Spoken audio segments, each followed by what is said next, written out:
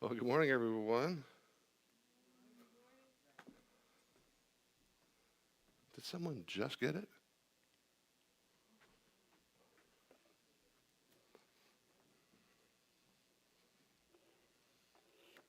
Hmm.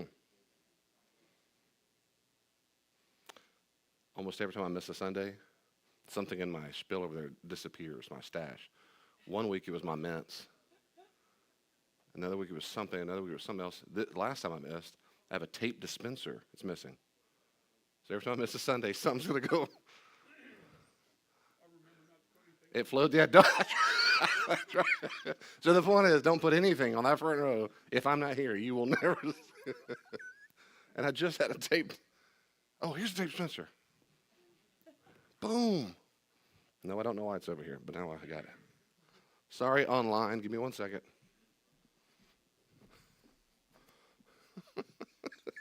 Yes, I don't put it.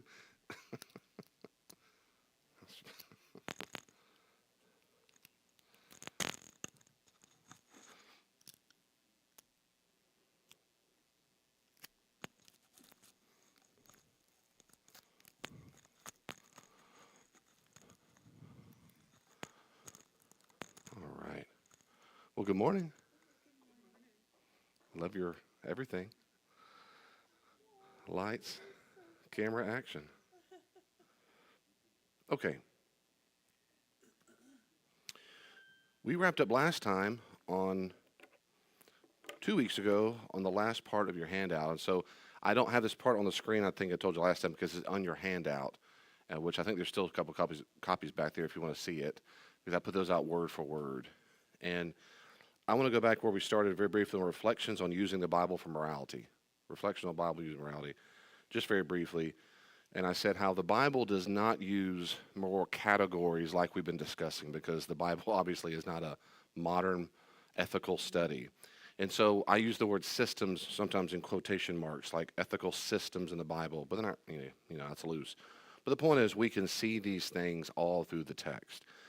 You can see things like it should be called the 10 statements. I put 10 commandments because most people don't know that. But anyway, those deontologists, right? Rule based, or you might say the Sermon on the Mount. And so all through the New Testament and the Old Testament, there are times where it seems to be the case that moral duties are the chief thing to follow. Then there are consequentialist ethics, the outcome based. And I gave some examples like Luke 10, of course, the so called parable of the Good Samaritan. At the very end, it's the only parable where Jesus says, go do the same. Go do ye likewise, the King James says. So repeat it. And the point is, the end result is this guy gets healed and he's taken care of. Paul says in 1 Corinthians, but also in Romans 12, 1 Corinthians 8, Romans 12, I won't eat meat, won't drink wine, or do anything that causes my brother to stumble. So there's no rule to follow, because he says, we know those idols aren't real, like in 1 Corinthians, but I wouldn't do it. And then in Romans, these are people who think to be super Christian, you have to be vegetarian. Well, we know there's nothing wrong with eating meat, but I wouldn't do it if it caused your brother to stumble. That's a consequentialist thing. Then you have things you might call virtue ethics, character-based, of course, like the fruit of the Spirit, Galatians 5, and all kinds of things. And so we see this throughout the text. I'm just giving an overview. And we have times where it seems like something is good, it comes out of God's character, but there, you might say, unique times where there's no rule to do it for other people. There's no moral obligation for us to follow that. And there's no consequentialism and so forth. There's some when God just says do it, like in Genesis 22, Abraham and Isaac or Isaac, which I'm going to come back to that one. I will come back. We'll talk about that more. Jesus' prayer in Gethsemane. I want you to go to the cross, so do this. And we know it's a good thing. God the Father commands it. That's how far we got last time. And the first check mark, it says biblical authors can switch their own ethical, quote, system when they choose. And so later on in my sermon series on Ephesians, we'll kick up next in January, this is exactly what we see. Paul does this in the same few verses. In Ephesians 5, 3-4, he talks about what we would call virtue ethics. Verses 5-6, consequentialism. Verse 7-9, virtue. 10, and deontology. In the same few verses. So I'm going somewhere hopefully with this, that you see how this is all biblical. So he said, which one does the Bible do? The answer is yes. Which one does Paul do? Yes. Which ones does Jesus do? Uh huh. So that it just depends on the narrative. It depends on the text. You see them all over the place, and you just do. They will happily switch. One more time, I'm not suggesting the biblical authors are thinking, I'm going to switch ethical systems. I don't know what they're thinking like that. All I know is that when you use these systems as a framework, they switch them. They switch them. Well, which one are biblical? I hear that all the time. So that's why I put this in your notes. All three are, quote, biblical. That is to say, they all appear in the Bible. My own view, I always feel like the Apostle Paul when he says, 1 Corinthians, this is I, not the Lord. You ever read 1 Corinthians when I did the sermon series? I'm not, Jesus didn't say something about this, but I am. So here's my view. I'm not Jesus here, but my own view is that Christians put them in order of significance based on what I think the New Testament, if there is a significant order, if there is, I think probably this is it. I think, and most Christian thinkers typically agree with this, not all the time, and they don't have to all agree. I think probably the chief goal, you might say, is virtue ethics. Chief system would be virtue ethics. That is, you inculcate the spirit and the character of Jesus by forming virtuous habits. Virtuous meaning things Jesus said and did. That is to say, I try to make the choice that best instantiates the teachings of Jesus. What should I do in this moment right now? Really, what would Jesus do? What would Jesus do? When I see people who have been extremely rude and punkish to me, and part of my flesh wants to say, don't talk to them, leave the other way, slash your tires. I don't know, that's what Jennifer would do.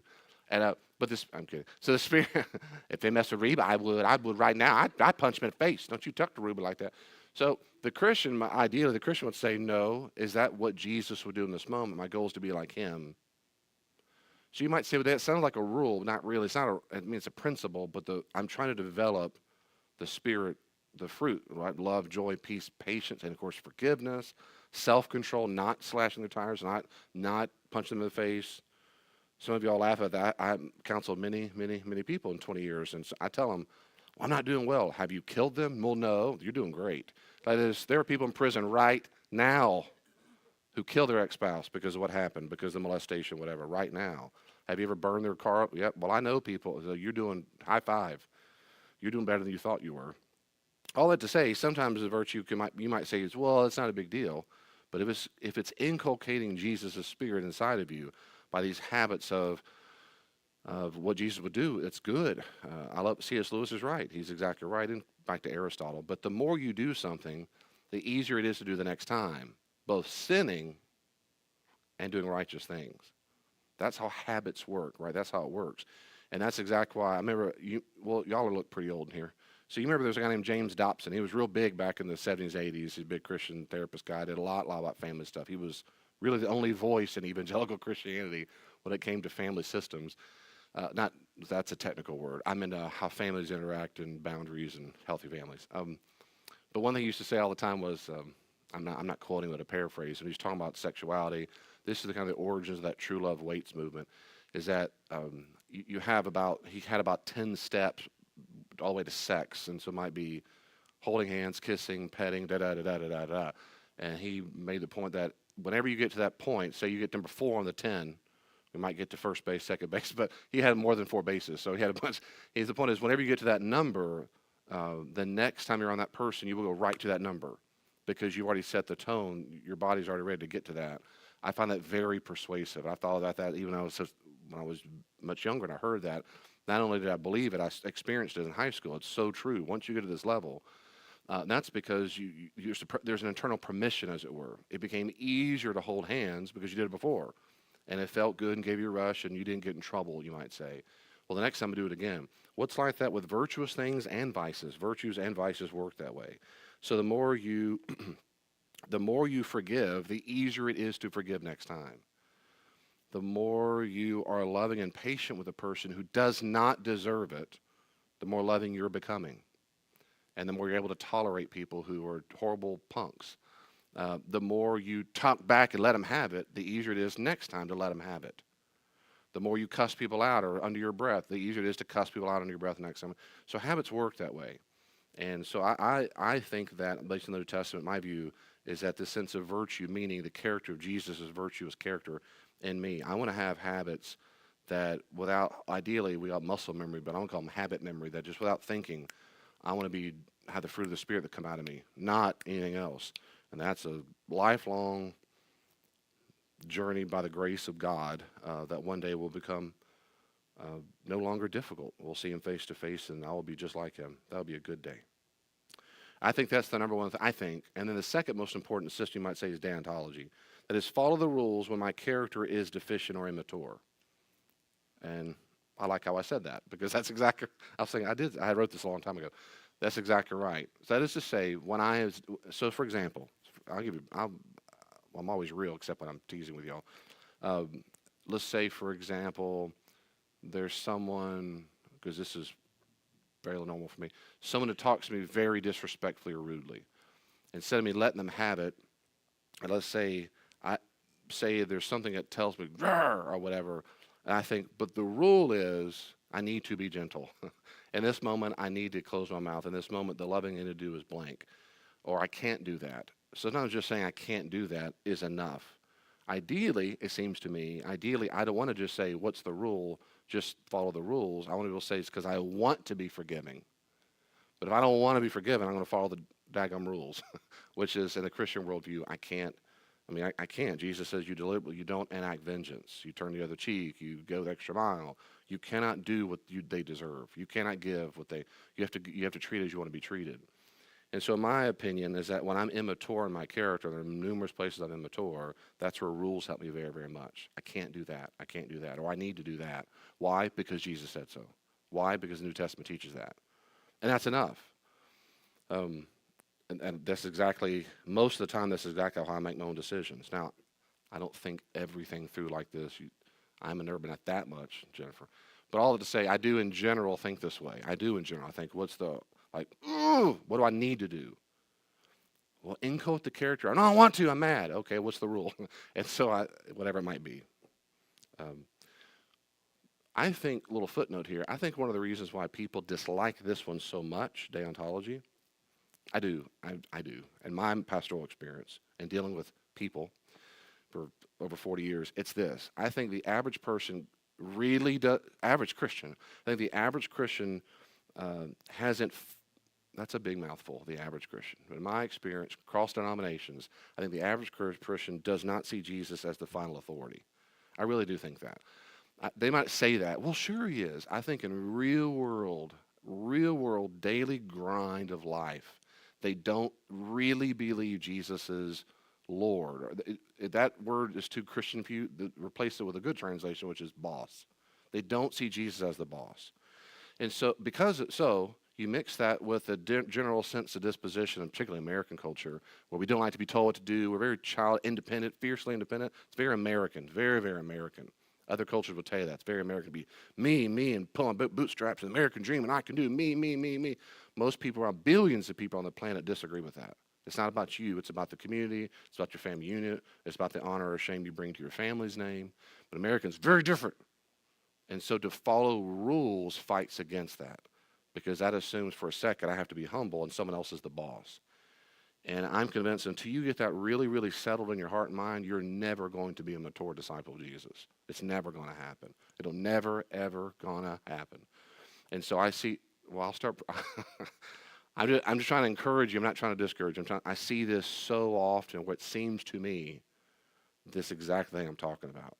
Where, for example, I have no problem, you've heard this if you hear my preaching, I have no problem saying Christians shouldn't do this, or they should do this based on the text. That makes me happy to say it. It makes me happy to say it because I very much believe Jesus knew exactly what he was talking about. He's the resident expert on how to live life.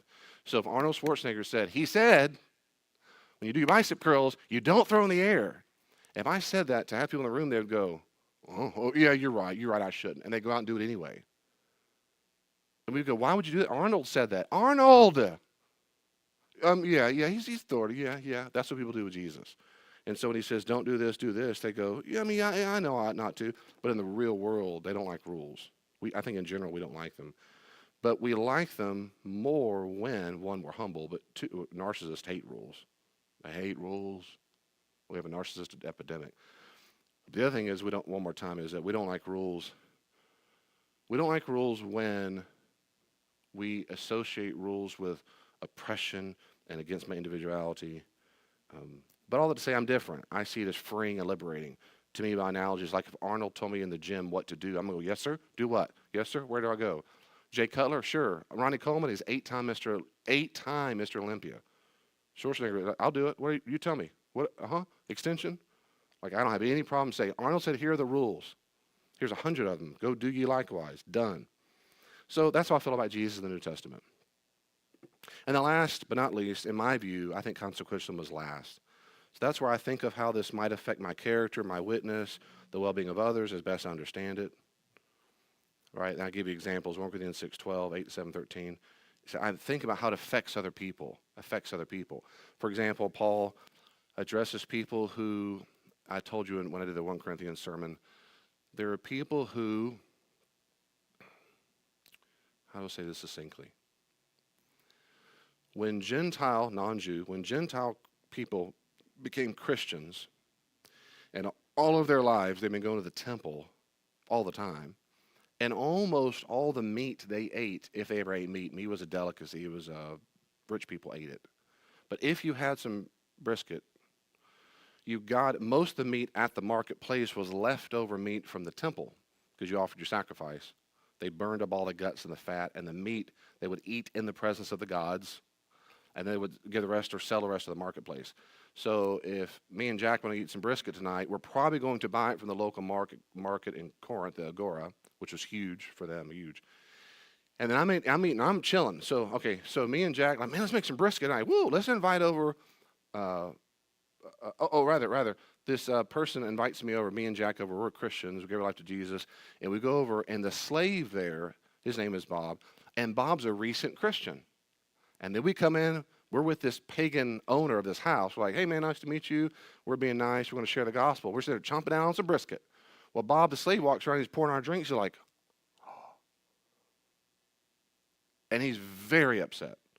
How could Jack and David do that? Don't they know where that meat came from? And that caused real problems at the church at Corinth and across Gentile territory. So Paul had to write to them and go, okay, I hear you. We know those temples and the idols that they worship are worthless. They don't have anything about them. In fact, as a matter of fact, if there's anything behind them at all, it's demons. Daimonos in Latin means spirits. They're spirit. They're worth nah. So you can eat meat, all brisket. Jesus loved brisket. But new Bob, the Christian, who came from that background, who's not fully mature, he's still thinking, no, like if it's okay for Jack and David to eat it, I'm going to the temple tomorrow. Paul said, no. I'm not saying go to the temple. No, you need to stay away from that. That's your previous life. You turn from that. He says to the Thessalonians, you turn from worthless idols. No, you don't go back to the temple. Eating brisket in a home is not the same. But here's what he says in Corinthians, basically. But if that causes your brother to stumble, stop eating the meat. Stop eating it. Don't do it. So when you go to that home and someone's on, if their conscience just tears that, here, Bob, eat some meat. He's like, I can't. Oh, okay, but you. He's like, Paul says, it's not worth it. No. That's consequentialism. So there's no rule by Jesus that would say, do eat meat, don't eat meat. Right? There's no fruit of the Spirit says, there is a fruit of the Spirit called brisket. Yes, amen, there is. Hallelujah, there is. It's in my Bible. Online, they are cackling, laughing in this room. They're laughing so hard you can't see. You can't hear it because they can't even breathe. They appreciate my humor. So the last to me is consequentialism. It matters. Consequentialism is good. To me, it's something I go to, like Paul does, when we don't have inculcating the virtue. You might say, David, well, to not eat the meat in front of Bob to help him is a loving thing. That's a virtue. That's true. That's fine. But I'm going to stop there and go ahead. But any other question or comments? Anything you want to talk about? So those are my view. Do you want to talk about what your views are, or do you not care? Or?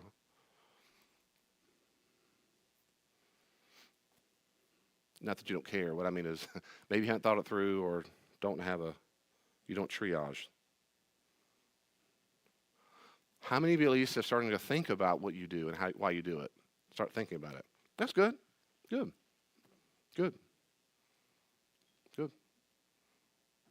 She's not here this morning, which is ironic because last night Julia was bragging about. I was thinking how proud I was of her when she was thinking. We were watching something on TV, and they said, yeah, well, if God was good, he blah, blah. And she goes, Dad, ever since your morality study, I hear that all the time. I think, they don't mean if he's good. What they mean is if he does what he wants them to do. That's not being good. That's not his care. I go, yes. I was going, yes, yes, yes, that's right, that's right. I'm proud of you. I'll buy you whatever you want. I'm so proud of her. And she was grinning. I said, yes, honey, that's right. She goes, now I'm really bothered. I said, yes. They don't mean, it was about someone who might die or not die. And I said, they don't mean God is good and whatever he does is good, including if he says no. I said, you're right. What they mean, and she goes, yeah, it means they think God has a moral obligation to do this because it's what they think is the right thing to do here. But God doesn't have the moral obligation. I said, yes. So at least she's thinking about it, and I'm glad. In school, she'll come home from school. She goes, I was thinking about it the other day. I thought, praise God. That is starting that process, right? That's my hope of all the studies. That we're starting the process of thinking about that, like I said when I first started, and also in the real world, when people use those vocabulary words. What do you mean by that? What do you really mean by that? But anyway, okay. I'm going to go ahead if nothing else on that issue. Okay. Silence isn't always golden, but okay. Roman number 2. I'm messing with you. Just a couple of tidbits when it comes to Bible and morality. The Bible isn't Aesop's fables. If you don't know that, I know my literary genius here does. You're in the presence of an award-winning author who's going to be a little upset with me that I said this, but she's known all over the globe. Are you, though? Kind of. See? She's really good. So Aesop's Fables, 6th century BC collection of fictional stories. That's what they are. Aesop's Fables were meant to be allegories where the story, each character or element of the story represents something else, usually. Or at minimum, there's always a moral to the story. It depends on the fable you read. But there's always a moral to say. The moral of the story is go do blank or don't do blank. The Bible isn't that. The Bible is not a collection full of stories of go do it. Whatever you read, go do it. And this is one of the number one things people get wrong in the Old Testament, too. They think every single Old Testament narrative is a story about how we're supposed to live life.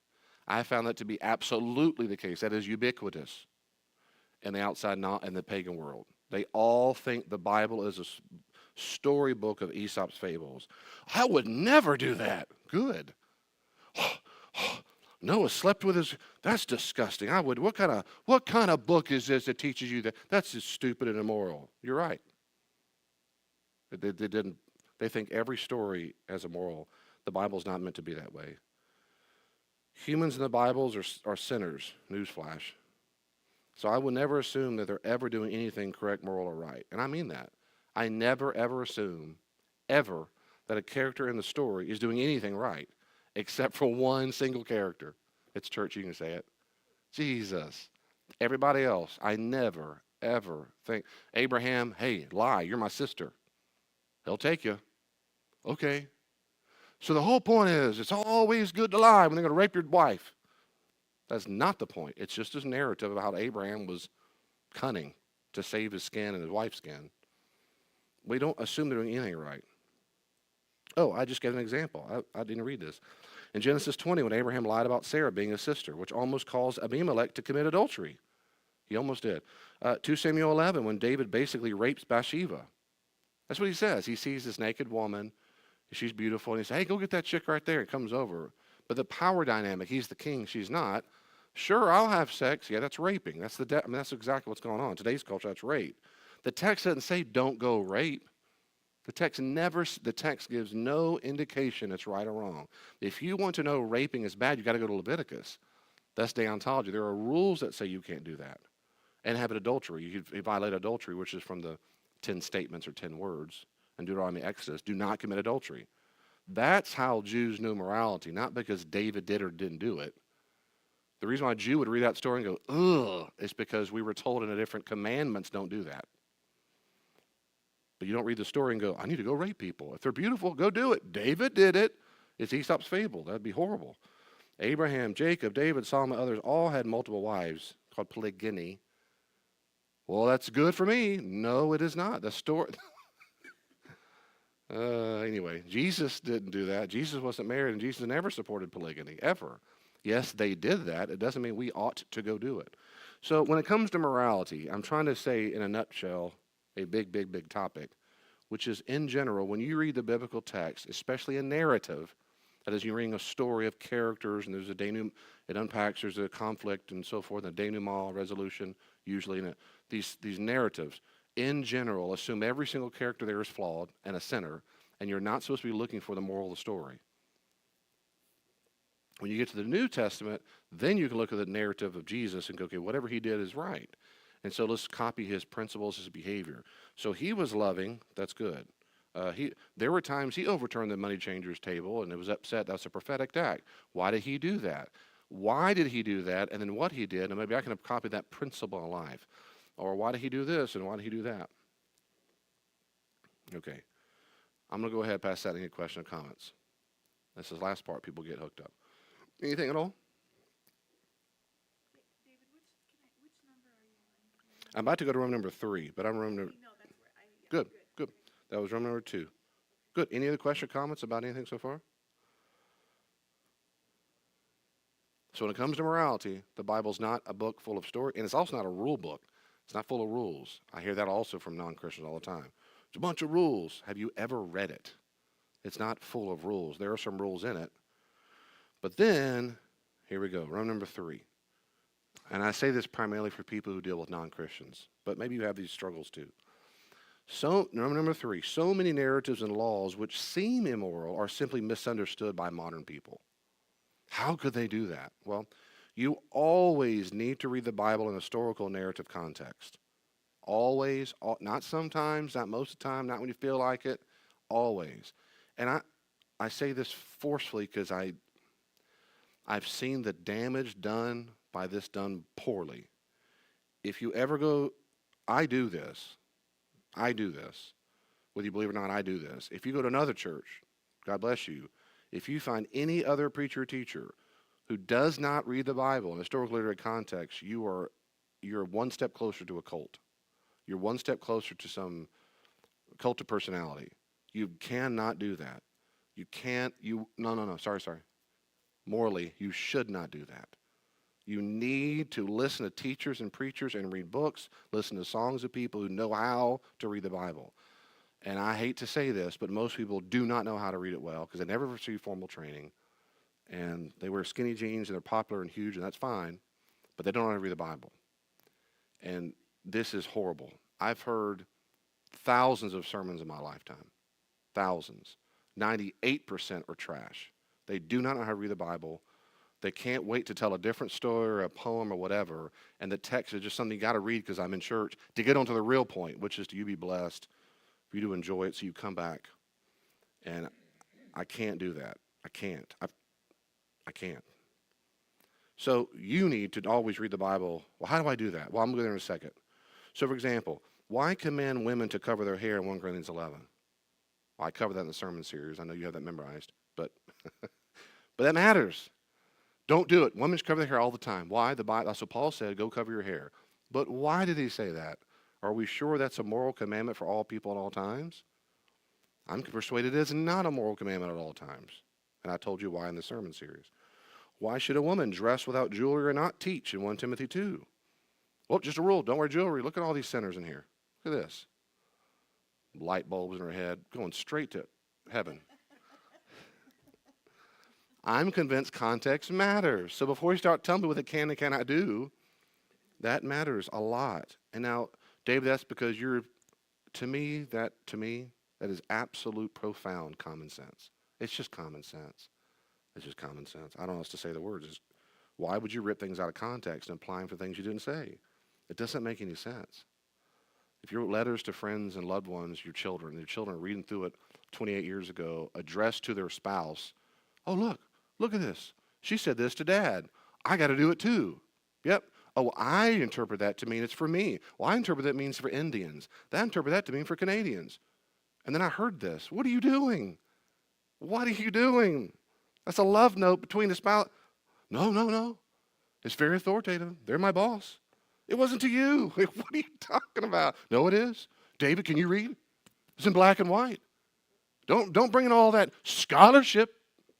You're trying to make it all confusing. Just read the text. I am reading the text, dummy. Who wrote it? To whom was it written? Why are you applying it that way? That's silly to us. That's 99% of biblical interpretation of the world. So we don't do that anymore. We try not to. So how do we do that? Go get your degrees. If you can't get degrees, good study Bibles, like the New Interpreter Study Bible. That's my fave. That's downstairs for sale. It's wholesale. We got it as cheap as we can. The Cultural Background Study Bible. That's a good one. Good studies on how to read the Bible in context, which I'll do again next year. How to read the Bible for all it's worth. I'll explore all that. There are really, really good books on historical background stuff like the Old Testament, the lost world of Israelite conquest, Old Testament theology for Christians, for ancient context, ending belief. Is God a moral monster? Making sense of the Old Testament God. That's Old Testament. There are tons of books like that. The New Testament and ethics, the moral vision of the New Testament. I can go on a long laundry list of books to help you understand what was going on back then so that you can apply it well. And I go on for a long time. I won't. Well, David, I don't have the time and energy. And I know, listen, I do appreciate, respect, understand. The average person doesn't feel confident in that. If someone said, David, you've got to do a lot, you need to know something about cardiology right now. But when I look up cardiologists, there's all kinds of differing opinions. Well, you just can figure it out. It'd be overwhelming. Do I Google? Don't go to Google. Read the literature, David. Which scholars, which journal? Just all of them. Do it right now. There's a degree to which we need to talk to people who are trusted cardiologists who say, look, here's the lay of the land, but just start. So I would start with the most simple thing, which is, if you can afford it, just a good study Bible where there's notes at the bottom. They're not the same as Jesus. They're just scholarly comments about, oh, that's what's going on in the ancient world. Buying a commentary to help. That's all. You're just starting the journey. You're starting the journey. Well, David, that's the same thing with preachers. They don't know all better. That's true. That's true. I just hold them to a very different standard. I do. One is because that's common sense to me. But two, James said, watch out for you teachers. It's double the risk for you. I take that seriously. That's what James said, not David. So I go, we should hold them to a standard beyond anything that a normal non-teacher should have. That's why he tells Timothy, he says, give elders who teach double honor. He means pay them twice, because he said it's a different level. The accountability, the responsibility there. And that's about orthodoxy, not about never saying something that offends you. Though that happens too, right? I still hear that from time to time at church. Oh, I can't believe every word you say, but we're talking about orthodoxy. But you can start. You can just start. One way to help you, if you don't know, besides these study Bibles, is on the Hill Church app. If you go to discipleship resources, I've got things I already approve of. I love them. Stuff for New Testament, Old Testament. There's a free series by John Walton. It's on your app right now. It's fantastic. John Walton's the man. He teaches, he taught at Wheaton where my son goes. And there's a New Testament one. It's not Craig Keener. Who is it? But it's a whole series. They're fantastic. David, I don't know all that stuff. Well, let me ask you. I mean, I'm not picking. I'm not being mean. But seriously, though, how many minutes a day do you spend on social media or watching TV randomly? You can't spend 10 minutes to watch a video on how to read the Bible well? I mean, come on. We all do what we value. Let's just be real. We do what we want to do. You want to look at social media. You want to read the paper or whatever. You just don't want to learn. And so part of it is just saying, I need to get a disposition. Lord Jesus, help me. I want to make sure I squeeze in some time how to squeeze in your Bible versus, I mean, honestly, that's the best we can do. Fine, well, then squeeze it in. Or say, Lord Jesus, help me. I want to become an expert in reading this because I'm convinced it's the chief authority in my life. And so how do I read it better? And that's that journey. You start that journey. And for some people who struggle with shame, it's very important that you don't spend any energy dogging yourself, judging yourself. I should be so much farther along. I don't get it every time. The very first word he says, I don't grasp it and memorize it. So what? Join the rest of humanity. We're all on this journey together. Please be compassionate and loving to yourself. There's no one in this room that struggles with that. I'm just saying that that's Christian humor. But just in case you struggle with that, love yourself because Jesus loves you. And he's like this. When you're learning, he's like, come on, baby. We got it. Whoop, you fell. That's all right. Come on. Whoop, whoop. Don't turn around. Nope. Okay, she wants to go play. I mean, he wants to come play. There's a lot of she's in the room. That's fine. He's loving and compassionate. Don't give up. Don't give up. Don't give up. Don't give up. Okay. Rule number 4, when is the moral duty or virtue vice morally binding on me as a Christian? When is it binding on me as a Christian? Now, I talked about this before, but this is worth repeating. This is my view, and this is a standard view in Christian thinkers for a long time. But it doesn't have to be the only view. So here's what I do exactly. After we determine the ancient meaning or meanings, whenever we share the exact same life situations, we can directly apply a commandment or a virtue vice to us. That's the key. We got to do our best job to understand if it's the exact same situation. For example, Romans 3:23, all have sinned. And you say, well, but see, sometimes in the Bible, all doesn't mean all. It doesn't. You have to read the context. But in Romans 3, I'm persuaded in standard scholarship, he means all, because Romans 1 is about Gentiles or sinners. Romans 2 is about Jews or sinners, but there are some righteous, maybe Gentiles, but Romans 3 is all have sinned. So standard scholarship is that Paul has laid out the human race and that everyone at some level has sinned. And so I'm convinced of that therefore, if they've sinned, it means that's a condition of me because I'm a Gentile. So I can go laundry list. Oh man, tons. I could go to laundry list. Mark 8:34, whoever will come to follow me, he must deny his will, pick up his cross, and follow me. So when he says, whoever wants to follow me, I think whoever means anybody, including me, today in the year 2023, which means I have to do what he said.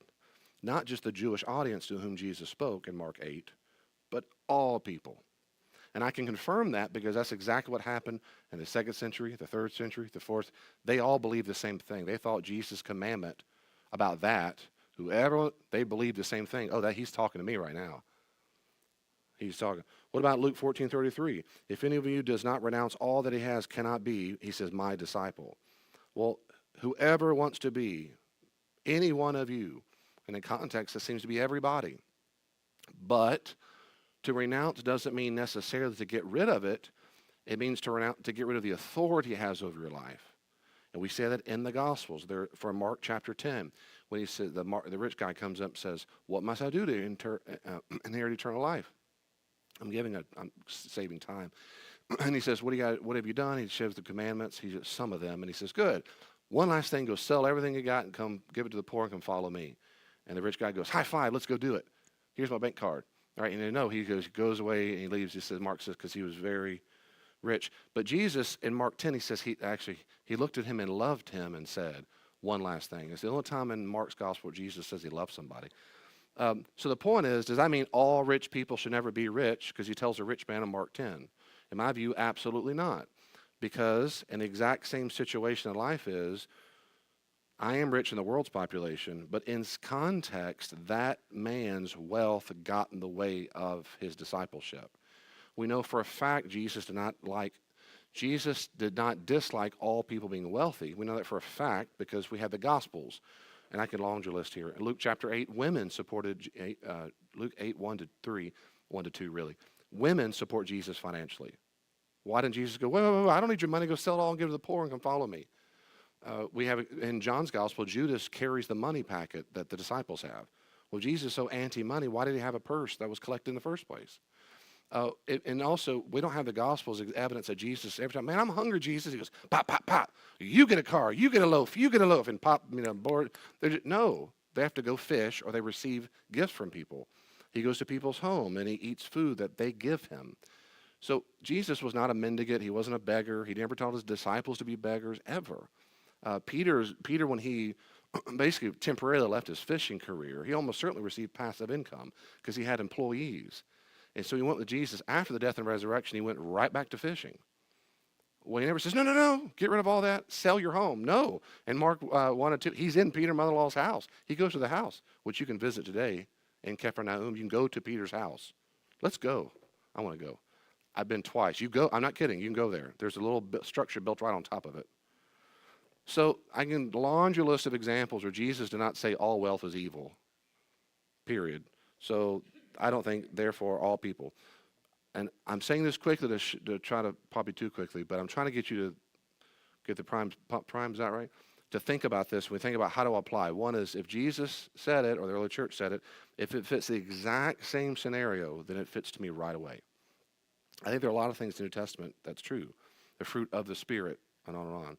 But the second point I say is, if the life situation is not exactly the same, then you look for a principle that fits other New Testament texts to apply in a similar life situations.